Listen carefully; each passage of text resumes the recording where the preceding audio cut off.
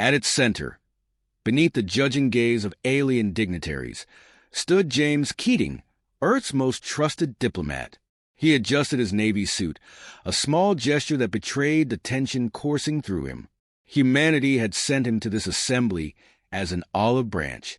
A war between Earth and the vast Galactic Confederation would devastate all involved, and Keating's task was clear: to negotiate peace before the embers of hostility became a raging inferno. The conference room brimmed with the representatives of dozens of alien species, each uniquely alien, yet all united in their thinly veiled disdain for the man standing before them. "I come not as a conqueror nor a supplicant," Keating began, his voice steady but resolute. "I come to remind this council that peace is not weakness, and cooperation strengthens all." Ripples of discontent stirred through the chamber, their whispers hushed but pointed. Keating met their reactions with the calm confidence of a man who had diffused countless volatile situations. He knew trust between humanity and the council was fragile, but he believed in the power of dialogue. The council warlord, Zarthak, a towering figure of dark green scales and razor-sharp teeth, rose from his podium. "Diplomat Keating, your words are as sweet as the poison your species sows across this galaxy. Do you deny the intelligence reports? Do you deny the covert attacks on neutral zones, the destruction of trade routes?" Keating's brow furrowed. "These are baseless accusations. Warlord Zarthak, humanity seeks peace, not destruction. We have honored every agreement to the letter. You honor nothing." Zarthak roared, his clawed fist slamming down. "We have evidence. Human technology recovered from the sites of sabotage. Spies captured wearing your Earth insignias." The chamber erupted into chaos. Accusations flew from every corner, alien leaders shouting in their guttural tongues. Keating tried to interject, to demand a proper investigation, but his words were swallowed in the cacophony. Suddenly, a holographic projection flickered to life, displaying grainy footage of an explosion on a distant world. The image zoomed in to reveal an indistinct figure, human-like, planting charges. The hologram froze on the Earth, insignia emblazoned on their uniform. "This is a fabrication," Keating exclaimed, his voice rising above the din. "Humanity condemns such acts. This is not our way." Zarthak sneered, his sharp teeth glinting in the light. "Your words mean nothing. The evidence is irrefutable, and the punishment is clear." Before Keating could react, guards in metallic armor seized him. The diplomat struggled, disbelief etched across his face. "You can't do this. I am here under diplomatic immunity. You are here under our laws," Zarthak growled, "and you will answer for humanity's crimes." Hours later, Keating stood on a raised platform in the heart of the council's capital. The city stretched endlessly, its skyline a forest of alien spires and glowing pathways. A crowd of thousands gathered, their voices a blend of anger and anticipation. Above them, holographic screens displayed his stoic face, as if to ensure no one missed the spectacle. The gallows loomed behind him, a stark and archaic structure amidst a futuristic setting. It was a deliberate choice, an execution meant to humiliate, to evoke fear and submission. Keating's heart pounded, but his face betrayed no fear. He knew his death would echo far beyond this moment. He would not allow them the satisfaction of seeing him break. As the noose was slipped around his neck, Zarthak stepped forward, addressing the crowd. "Let this be a lesson to all species who dare defy the Galactic Council. Humanity believed itself untouchable. Today, they learned their place." Keating locked eyes with Zarthak, his voice cutting through the silence like a blade. "You may kill me, warlord, but you will never silence humanity. We are not so easily broken." The platform beneath him gave way. The crowd erupted into a mix of cheers and hushed murmurs. The broadcast was transmitted to every corner of the galaxy, ensuring humanity would see the grim fate of their emissary. Far away on Earth, the broadcast flickered on screens in homes, government chambers, and military command centers. The sight of James Keating's lifeless body hanging from the gallows, sent waves of shock and fury through humanity. In that moment, across continents, a shared resolve ignited. This was not just an attack on a man, but a declaration of contempt for humanity itself. General Andy Carl watched the footage in silence, his jaw clenched. He rose, his presence commanding the room. "Prepare the fleets," he said, his voice cold and unyielding. "They wanted to make an example of us. Now, we'll show them what humanity is truly capable of." The silence in the United Nations chamber was deafening, broken only by the steady rhythm of the footage, replaying James Keating's final moments. Every leader, diplomat, and strategist sat motionless, their faces a mix of horror and fury.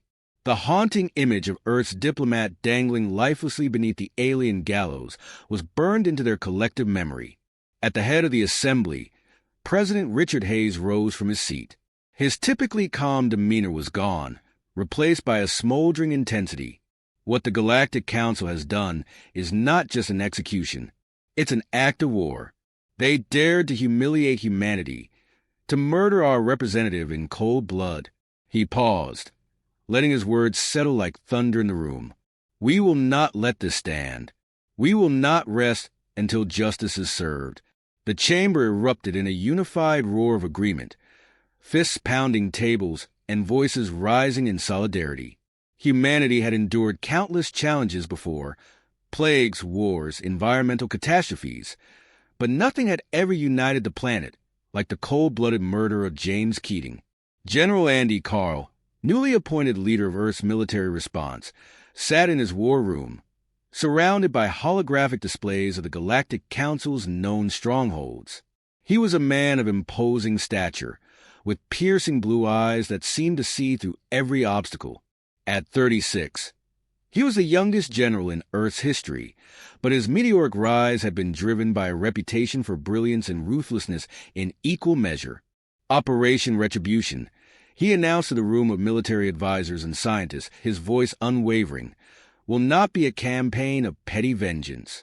It will be the annihilation of their ability to ever threaten humanity again. The hologram flickered, displaying the Council's military assets, trade hubs, and vital resource planets. Carl gestured toward the largest cluster of enemy defenses. "We strike their core worlds first, destroy their fleets, their supply lines, their morale. We make them understand that when they kill one of us, we take 1,000 of them." Dr. Elias Moran, the head of Earth's cutting-edge weapons program, stepped forward. "General, I believe Project Fury is ready for deployment. Its capabilities will give us an edge they cannot anticipate." Carl's eyes narrowed. Project Fury had been a closely guarded secret, a devastating weapon capable of rendering entire planetary systems uninhabitable. Its mere existence was a testament to humanity's willingness to do whatever was necessary to survive. "We'll hold Fury in reserve," Carl decided. "Its use will be our final message, not our opening statement. For now, we need precision, not obliteration." Across Earth, the response was swift and decisive. Military recruitment centers overflowed as millions of volunteers stepped forward, ready to defend their planet. Factories shifted to wartime production, churning out fleets of warships, advanced drones, and the latest in kinetic weaponry. In New York, a young engineer named Ethan Monroe worked tirelessly in a converted warehouse, designing modular armor for infantry troops. Beside him, his younger brother, Connor, a fresh recruit, adjusted the suit with awe. "Do you think they'll even see us coming?" Connor asked, excitement tinged with nervousness. Ethan grinned, the confidence of a designer who knew his work was unmatched. "Not until it's too late. They've underestimated us, Connor, and that's their biggest mistake." In Tokyo, a team of scientists fine-tuned Earth's fleet of stealth ships, designed to bypass even the most advanced alien sensors. Their leader, Hiro Tanaka, explained to his team, "Our task isn't just a fight. It's to outthink them. They'll never know where we're coming from, and they'll never know what hit them." The global response was not limited to military preparations. Civilians rallied in unprecedented ways, organizing supply chains, supporting families of soldiers and amplifying the call for justice. The rallying cry for Keating for humanity echoed across cities and continents, etched onto banners, posters, and the hearts of every human alive. Yet amidst the fury and resolve, there was a chilling undercurrent, a recognition of the costs ahead. In the Oval Office, President Hayes spoke privately with General Carl. "Andy, we're about to embark on a campaign that will change humanity forever. There's no turning back from this." Carl met the president's gaze with steel resolve. They declared war the moment they put that noose around Keating's neck. "We won't just respond. We'll define the galaxy on our terms." As the fleets gathered in orbit, the Earth's combined military force stood as a testament to what humanity could achieve when pushed to the brink. Thousands of ships, from nimble fighters to massive dreadnoughts, gleamed under the sunlight, their surfaces bristling with advanced weaponry. On board the flagship Indomitable, General Carl addressed his officers. "Make no mistake, this isn't just about revenge. This is about survival. The Galactic Council thought us weak, fragmented, incapable of standing against them. We'll show them what humanity does when cornered. We'll show them the strength they could never understand." The officers saluted, their faces grim but resolute. They knew the path ahead would be bloody, but there was no question of their commitment. The first wave of Earth's forces departed in silence, their destination classified to all but the highest-ranking officials. In the war room, Carl watched the holographic displays as the fleet moved into position. His expression was unreadable, but his mind raced with calculations, scenarios, and contingencies. Beside him, Dr. Moran broke the silence. "Do you think they'll surrender before we have to use fury?" Carl didn't hesitate. "No, surrender isn't in their nature. But we'll teach them that underestimating humanity is the greatest mistake they'll ever make."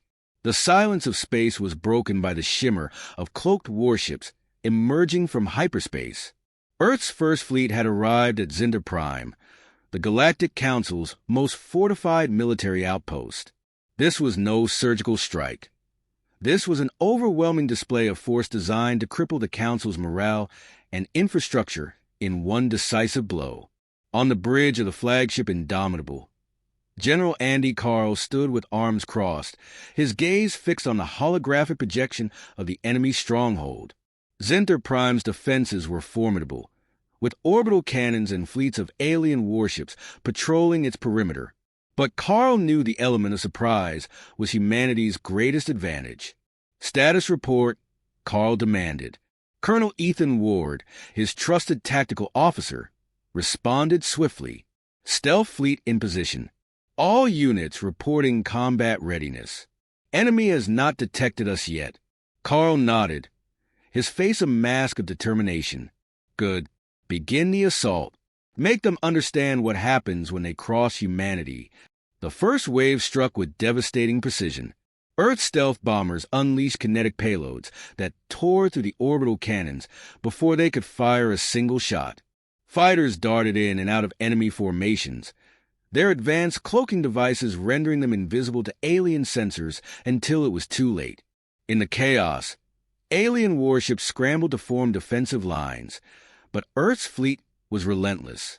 Using tactics designed to exploit the Council's rigid formations, human forces struck from unpredictable angles, dividing and dismantling their opponents with ruthless efficiency. On the surface of Zinter Prime, alarms blared as ground forces prepared for an invasion. General Carl's voice rang through the fleet's comm channels. "Initiate the ground assault. I want this stronghold taken by nightfall." The second phase began with Commander Victor Huxley, leading Earth's elite infantry unit, the Iron Vanguards, onto the surface. Clad in advanced exoskeletons, the soldiers moved like shadows, their footsteps silent despite the rugged terrain. The Vanguards bypassed the main defenses, using a network of underground tunnels mapped by human intelligence to infiltrate the enemy command center. Inside the fortified walls, the alien officers panicked. Zinter Prime's commander, Admiral Vactor, a towering creature with 4 limbs and iridescent armor, bellowed orders to his subordinates.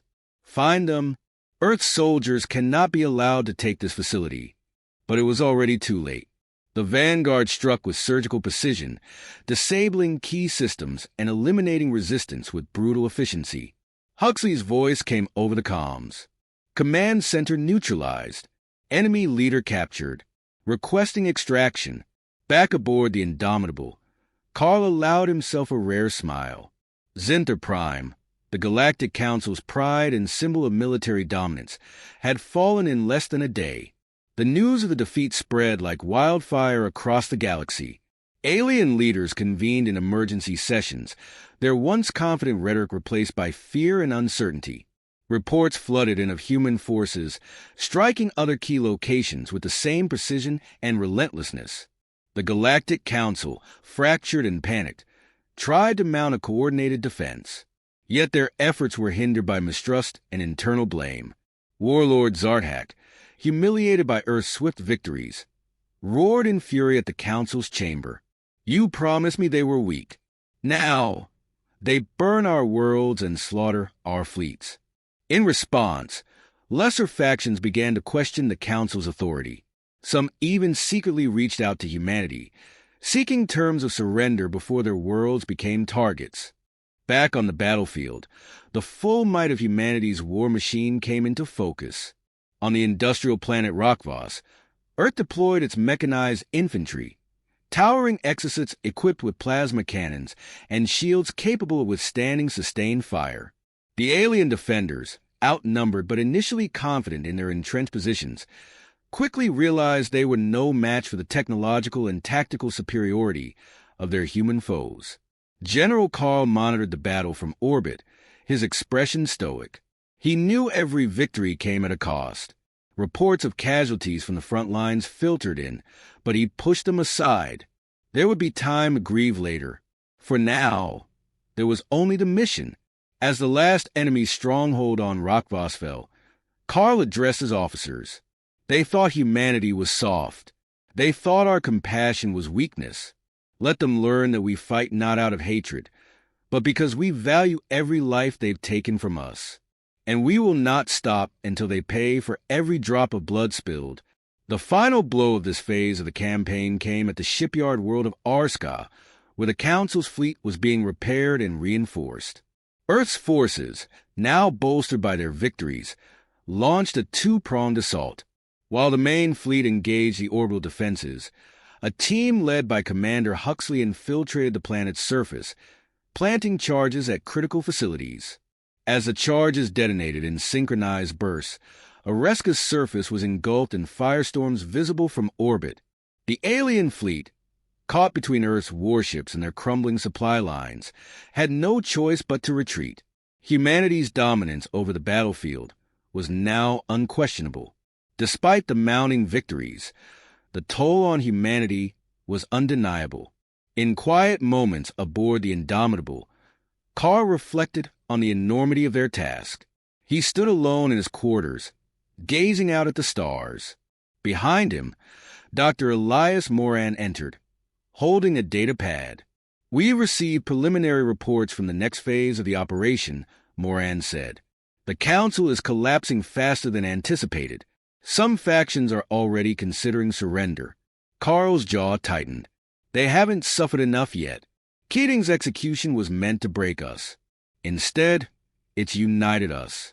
We're not done until every alien world understands the cost of crossing Earth. Moran hesitated. And if they surrender, then we'll dictate the terms, Carl said coldly. But until they kneel, we fight. The battlefield was silent, save for the faint hum of Earth's warships patrolling the skies above what remained of Zalaris Prime, the Galactic Council's central command world. The planet, once teeming with vibrant life and grand alien architecture, was now a scorched wasteland. The towering spires of the council chambers lay in ruins, their once mighty banners trampled into the dust. On board the flagship Indomitable, General Andy Carl stood in the central command room, reviewing the final reports. The campaign had been as brutal as it was swift. In just 6 months, humanity had dismantled the Council's military infrastructure, crushed its fleets, and forced its leaders into hiding. Yet, Even as the reports confirmed victory, Carl's expression remained stoic. "Status on the Council remnants?" Carl asked, his voice calm but firm. Colonel Ethan Ward responded promptly. "Most have surrendered unconditionally. A few warlords fled into the outer systems. Their forces are scattered, their morale broken. They pose no immediate threat." Carl nodded, his sharp blue eyes narrowing as he scanned the map of the galaxy. "They'll regroup eventually. Fear breeds desperation.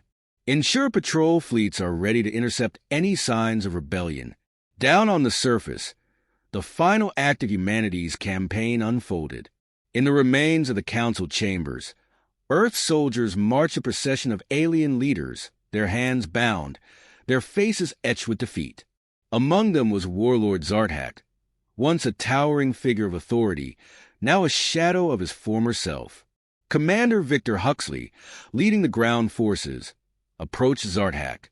"You thought we were weak," Huxley said, his voice steady, "that our compassion made us fragile. But you've learned the truth, haven't you?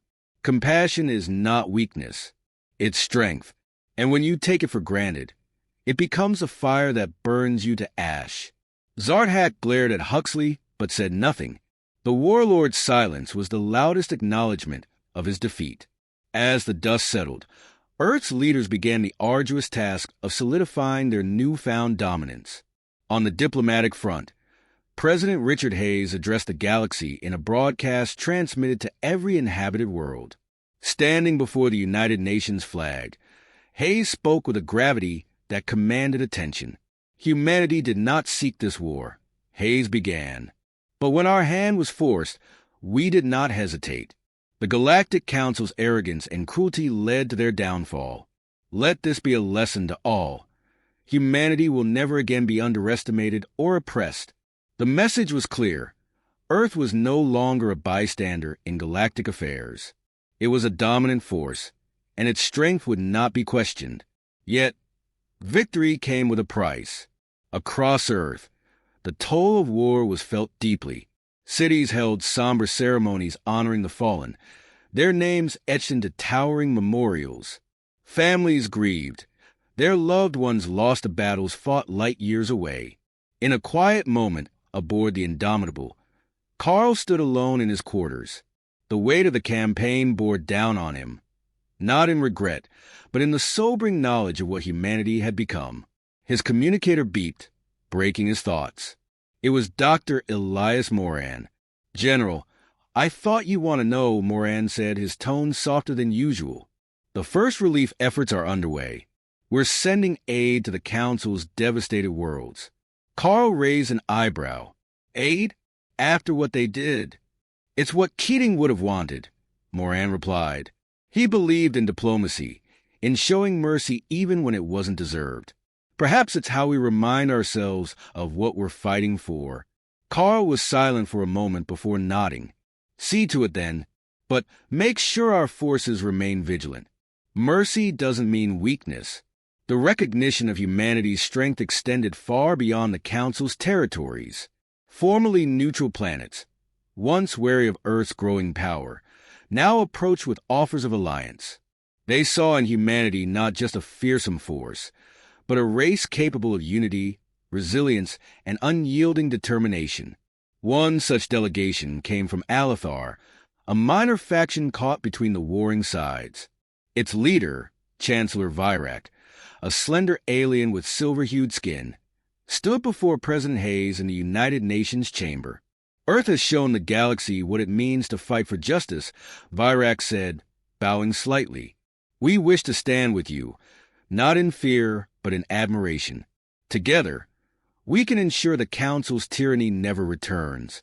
Hayes accepted the offer with a measured smile. "We welcome your alliance. Humanity seeks not to conquer, but to build a galaxy where all can thrive." In the weeks that followed, Earth's military forces transitioned from conquest to occupation and stabilization. On Zinter Prime, Commander Huxley supervised the dismantling of the Council's last weapon caches. Standing with his soldiers, he surveyed the ruins of a civilization brought low by its hubris. "It's ironic," Huxley mused aloud how they saw us as the savages. In the end, it was their arrogance that destroyed them. One of his men, Sergeant Jake Tanner, nodded grimly. Do you think they'll ever try to rise again? They might, Huxley admitted, but they'll think twice before challenging Earth. We've made sure of that. As Earth's forces began their journey home, the galaxy buzzed with speculation about humanity's next move. On every planet, in every corner of known space, the message was clear. Humanity was no longer a species to be dismissed. Back on Earth, a massive parade welcomed the returning soldiers. Crowds lined the streets of New York, London, Tokyo, and beyond, cheering as the heroes of the campaign marched in formation. General Carl stood at the head of the procession, his uniform immaculate, his expression one of quiet pride. At the end of the parade, President Hayes addressed the gathered crowd. Today, we honor the sacrifices made in defense of our planet, our values, and our future. We have shown the galaxy what humanity stands for: resilience, unity, and an unbreakable spirit. Let this be the dawn of a new era, where humanity leads not through fear, but through strength and justice. The crowd erupted in applause, their voices a symphony of pride and determination. As night fell, Carl stood on a balcony overlooking the city. The stars above seemed brighter, each one a reminder of the vast galaxy now aware of Earth's strength. Beside him, Huxley joined, a rare moment of camaraderie between the two leaders. "What's next, General?" Huxley asked, his tone lighter than usual. Carl smiled faintly, his gaze never leaving the horizon. "We rebuild, we watch, and we make sure the galaxy never forgets what humanity is capable of." The two men stood in silence, the weight of the campaign behind them and the promise of a new future ahead.